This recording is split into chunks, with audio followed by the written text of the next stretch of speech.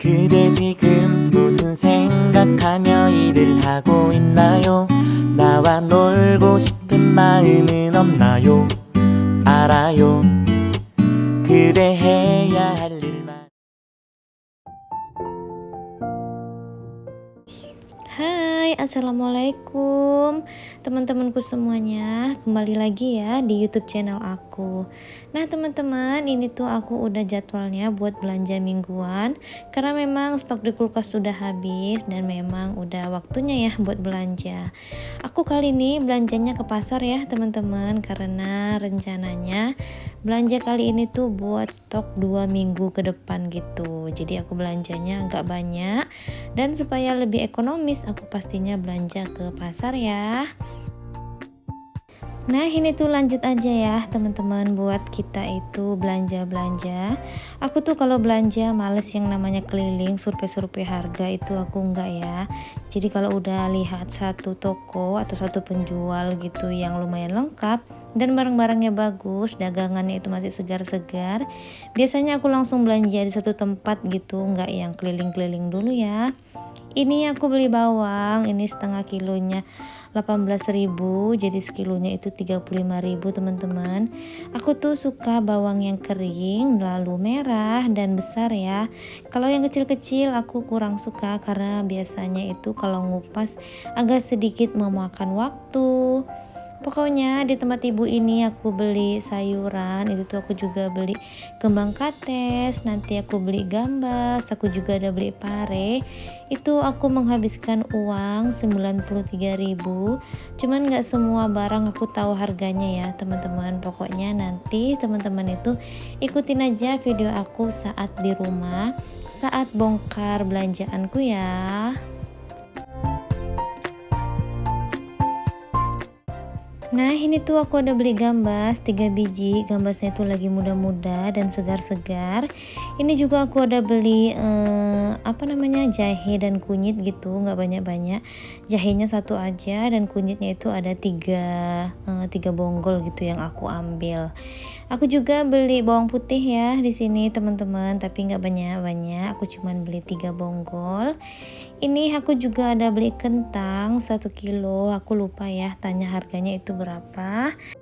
Terkadang gitu ya teman-teman, kalau udah asik belanja nggak semua belanjaan itu aku tanyain gitu. Jadi pas di total-total ternyata itu 93.000. Pokoknya sesuai dengan budget aku untuk belanja sayur mayur. Aku itu habis 100.000 gitu aku targetkan. Nah ini tuh lanjut aja, aku beli telur. Kalau di daerahku tuh beli telur itu satu papan atau separuh gitu ya. Jadi ini separuh papan aku beli. Harganya sih bervariasi tergantung ukuran besarnya. Dari harga 24.000, 25 dan 26.000. Aku beli yang pertengahan yaitu 25.000 untuk 15 biji. Lanjut aku di sini beli ikan teri. Jadi ada 2 jenis ikan teri yang aku beli, yang halus dan yang agak besar. Jadi masing-masing tuh aku belinya 1 on, pas di total ternyata harganya 25.000. Karena kakak Naira dan pak suami itu kesukaannya beda, jadi udah aku beli sedikit-dikit aja. Yang penting untuk mereka berdua itu ada gitu. Kakak Naira tuh suka banget yang namanya ikan teri ya teman-teman. Nah ini tuh bapaknya lagi ngambilkan ikan teri yang agak besaran yang sesuai aku bilang tadi. Nah lanjut, ini aku ternyata lihat sayuran hijau lagi, aku gemes. Jadi aku di sini beli kangkung dan bayam, itu 2 jenis, 2 ikat kangkung dan bayam harganya 5.000. Lanjut ya teman-teman, udah di rumah, tapi ini tuh sebenarnya udah agak sorean. Jadi pas sampai di rumah, aku tuh urus anak dulu, urus adik Natasha. Dan pokoknya ini aku baru sempat buat susun belanjaan, ya udah di sini aku mau susun aja. Itu tadi aku udah beli jeruk, ada beli salak juga. Ini aku ada beli ikan teri yang seperti aku bilang tadi. Aku pokoknya beli ikan teri itu wajib ya, kalau udah habis itu tuh harus memang ada stok gitu, karena kan aku nih tim yang suka sambal-sambal gitu ya. Dan kalau teri di rumah aku itu memang bener-bener sangat harus ada. Kakak Naira tuh hobi banget yang namanya teri-teri di sambal gitu teman-teman. Kalau anak-anak teman-teman gimana? Apa menu favoritnya atau masakan kesukaan anaknya itu yang paling disukai? Boleh ya ditulis-tulis di kolom komentar supaya nanti bisa menambah inspirasi aku buat lebih bisa nambah referensi makanan gitu, masakan supaya lebih bervariasi mungkin ya. Ini aku beli kembang kates, ternyata itu kembang katesnya banyak ya teman-teman. Aku pikir itu seperempat, ternyata itu ada setengah kilo. Mungkin biasanya setengah kilo itu 10.000.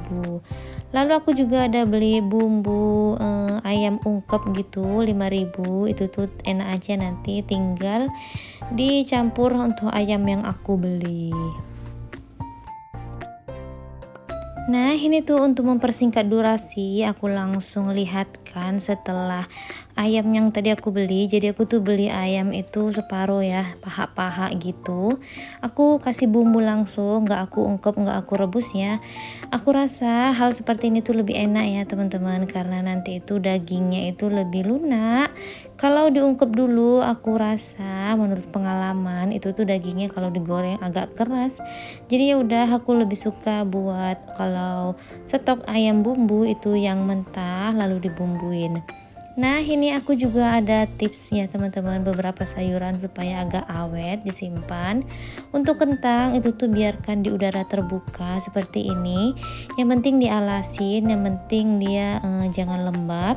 Dan untuk bawang merah atau bawang putih yang bawang-bawangan diletakkan juga di udara terbuka. Kalau aku sih lebih seneng di rak-rak seperti ini ya teman-teman, daripada harus di kulkas. Alasnya itu rak-rakannya itu boleh dialasin tisu atau kertas seperti ini. Itu tuh akan lebih memudahkan kita buat ngambil, dan enggak, pastinya dia itu lebih awet karena di suhu normal ya teman-teman. Untuk ikan-ikanan atau stok ikan yang kita punya, biasanya aku itu mencucinya dengan jeruk nipis supaya benar-benar hilang amisnya. Lalu setelah dicuci dengan bersih, biasanya aku beri perasan atau irisan jeruk nipis gitu di atasnya supaya mengurangi bau. Dan untuk cabai merah atau percabai-cabean, biasanya itu aku alasi food containernya itu dengan tisu. Lalu pastikan itu food containernya itu kering ya. Dan supaya lebih awet lagi, boleh ya teman-teman itu tambahin bawang putih, karena di dalam bawang putih itu biasanya mengandung zat yang bisa mengawetkan makanan secara alami. Asalkan kita sering mengontrol ya, misalnya 3 hari sekali tempat cabai-cabean ini kita kontrol.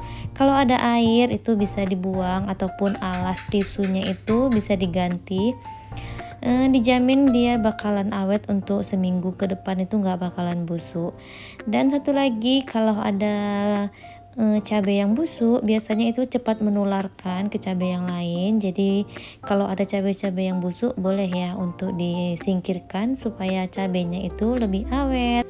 Nah, untuk cabai kecil itu juga dilakukan hal yang sama, tetap dialasin dengan tisu. Dan untuk cabai-cabean jangan dicuci dulu ya teman-teman, saran aku, supaya cabainya itu lebih awet. Yang diperlukan cuma memakai alas tisu, lalu buang ujung atau tangkai dari cabai.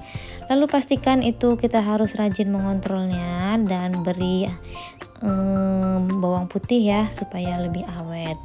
Nah, ini tuh sayuran pare, biasanya aku cuman memotong 2. Aku nggak suka kalau langsung diiris-iris ya teman-teman, karena takut nanti ini tuh aku masaknya biasanya 3 hari kemudian. Takutnya kalau diiris-iris dia agak layu atau dia cepat agak membeku gitu, kisut kalau bahasa akunya. Jadi biasanya aku cuman potong 2, nanti ketika mau disayur baru deh aku potong kecil-kecil. Dan sayuran gambas juga dilakukan hal yang sama, cuman kalau oyong dan pare itu tuh atau gambas nggak bisa yang terlalu lama di kulkas ya teman-teman, karena kalau suhu di kulkas itu terlalu dingin, biasanya makanan ini atau sayuran ini tuh bisa juga ikutan beku, jadi warnanya tuh berubah.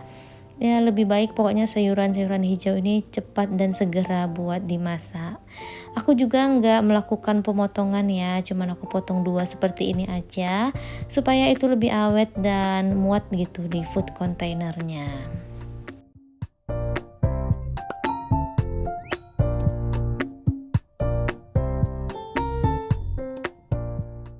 Nah, untuk cara penyimpanannya, biasanya cabai dan sayur-sayuran hijau itu diletakkan di bagian bawah kulkas atau di bagian freezer.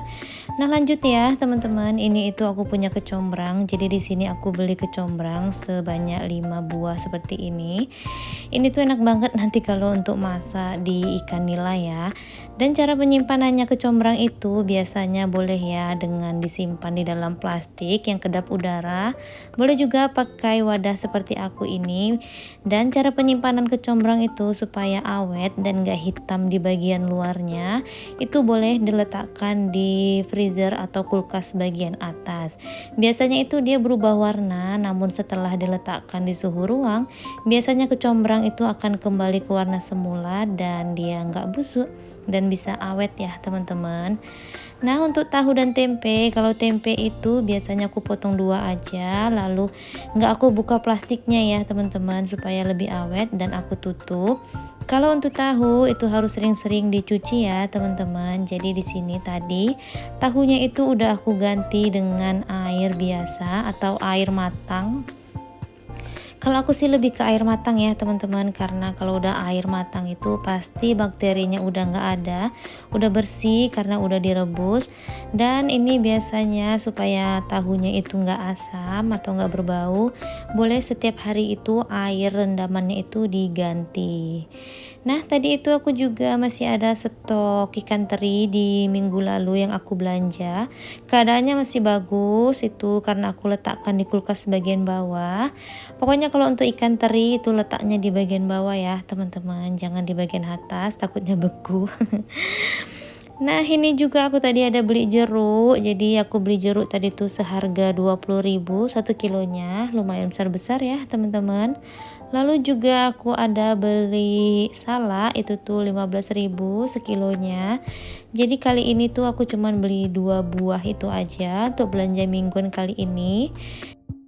Nah, ini belanja mingguan kali ini tuh hampir selesai. Tinggal aku beli daun bawang dan daun seledri. Ini tuh aku cuci ya biasanya teman-teman, lalu aku potong-potong.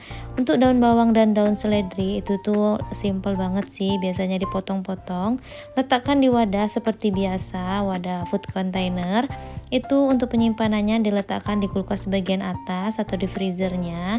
30 menit setelah disimpan dalam kulkas boleh dikeluarkan lagi supaya diaduk-aduk gitu ya, sehingga daun seledrinya atau daun bawangnya ini enggak tidak tercampur rata gitu, jadinya mereka nggak menggumpal. Begitu sih kalau aku teman-teman, biasanya itu tuh daun bawang dan daun seledri ini tuh bisa tahan sampai 2 mingguan nggak busuk.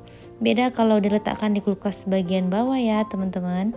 Nah, lanjut, ini tuh aku mau petiin sayuran yang aku beli tadi. Jadi aku beli kangkung dan bayam, ini tuh 2 ikatnya 5.000. Biasanya kalau sayuran seperti ini tuh harus lebih utama di sayur, karena bagaimanapun penyimpanannya dia nggak akan awet, nggak akan bertahan lama ya teman-teman. Terkadang daunnya itu mau menguning gitu dan rontok. Jadi udah di sini aku petiin aja supaya besok itu tuh aku tinggal simple buat masaknya. Nah, ini juga telurnya aku tuh cuci ya, namun terkadang aku pernah juga nggak nyuci. Kalau lagi mager ya nggak aku cuci. Untuk di sini aku cuci aja, lalu aku tiriskan dan setelah itu nanti biasanya aku letakkan di kulkas, di pintu kulkas bagian bawah. Nah, ini tuh semua belanjaanku kali ini. Semoga ada inspirasi dan manfaat yang bisa diambil. Sambil aku lihatkan, aku mau sapa-sapa tipis-tipis yang udah lupa aku menyapanya dari tadi. Ya Allah, maafkan aku ya teman-teman. Terima kasih ya buat teman-teman yang udah mau nontonin video aku. Pokoknya aku mengucapkan banyak terima kasih. Dan bagi teman-teman pendatang baru, perkenalkan, namaku Bunda Rika Ramayani ya. Semoga kalian betah nonton di channel aku. Bantu aku buat kembangkan channel aku ini dengan cara mengklik tombol like, share, komen, dan subscribe. Dan jangan lupa pula buat teman-teman itu aktifkan tombol notifikasinya supaya kalau aku update video terbaru teman-teman gak ketinggalan ya. Nah teman-teman, mungkin videoku kali ini cukup sampai di sini. Semoga ada manfaat yang bisa diambil. Sampai jumpa di next video berikutnya. Assalamualaikum warahmatullahi wabarakatuh. Bye.